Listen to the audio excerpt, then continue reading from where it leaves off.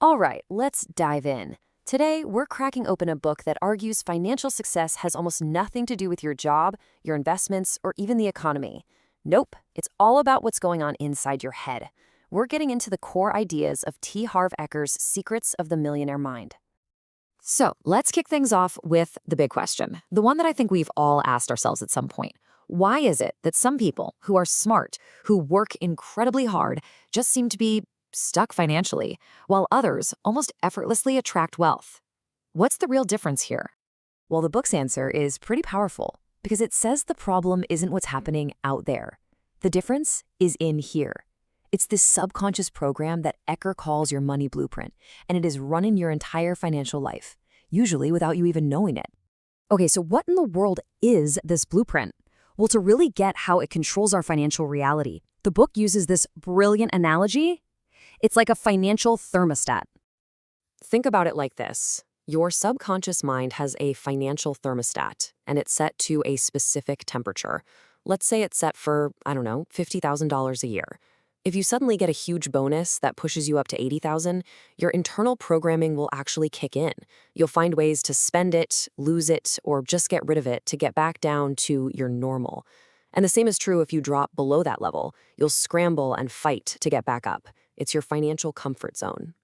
So, if we all have one of these, where did it come from? Because we definitely didn't choose it. The book argues it was basically installed in us when we were kids, and it happened through three main channels. First up, you've got verbal programming. What did you hear about money growing up? Was it stuff like, money doesn't grow on trees, or rich people are greedy? Those phrases sink in. Second, there's modeling. What did you see? How did your parents handle their money? You absorbed their habits, good or bad. And finally, specific incidents. Was there some powerful, emotional moment from your childhood that involved money? Maybe something really exciting, or maybe something super stressful? Those three things right there built the foundation of your blueprint. And this right here, this is the formula that the book says runs everything. Your programming, what you heard and saw, creates your thoughts. Your thoughts then create your feelings. Your feelings are what drive your actions, and of course, your actions are what produce your results. So you see, if you want to change your financial results, you can't just try to change your actions. You have to go all the way back to the beginning. You have to change the thoughts. So how do you actually do that? How do you change a lifetime of programming? Well, the book offers a solution that's kind of like updating the software on your computer. You have to consciously uninstall your old limiting beliefs and then install new empowering ones. And the book calls these new programs the wealth files. The book lays out 17 specific ways that wealthy people think and act differently from most people. And these aren't just small tweaks, they're fundamental shifts in how you see the world. We're going to look at just 3 of the most powerful ones to give you a feel for how this works. This first one is huge. It's about moving from being a victim to being a creator. See, the belief that life happens to me is the root of all blaming and complaining. But when you truly, deeply believe I create my life, you take full responsibility. You grab the steering wheel. It's the difference between being a passenger on the bus of life and being the one who's driving it. Now, this next mindset flows right from the last one. When a challenge pops up, what's your gut reaction? Do you immediately see all the reasons it can't be done, all the obstacles? Or do you scan the situation for the potential upside, asking, okay, where's the opportunity here? It's a fundamental switch from focusing on risk to focusing on growth. Okay, this one might be one of the most important files of all. The book makes a really powerful point. You can't become what you resent. If on some deep level you believe that rich people are bad or that wealth is evil, your subconscious will sabotage you every time to make sure you never become one of them. But if you can genuinely admire success, you open yourself up to learning from it and eventually achieving it yourself. But look, it's not all just mindset and psychology.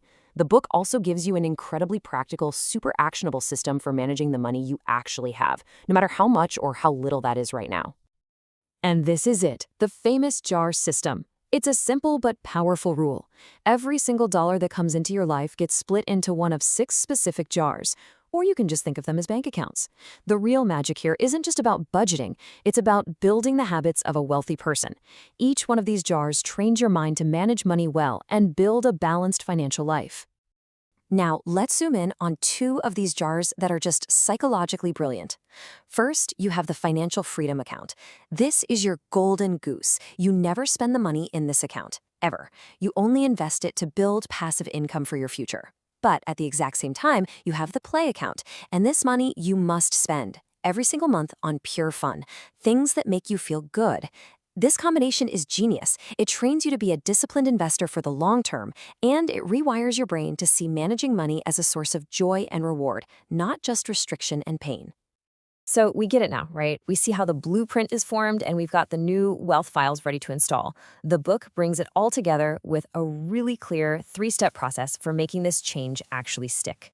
This is the path forward. It all starts with awareness. You just start noticing your limiting money thoughts as they pop into your head. That's it. Then, step 2 is disassociation. When one of those thoughts appears, you recognize it for what it is. It's just old programming. It's not the real you. And finally, reconditioning. This is where you actively install the new beliefs by taking new actions, like using the JAR system and making new declarations about what you now choose to believe. Ultimately, the entire message of the book is this: your outer world of wealth is nothing more than a reflection of your inner world. So the most important question you can ask isn't about the economy or your job. It's about your own mind. What will you choose to believe?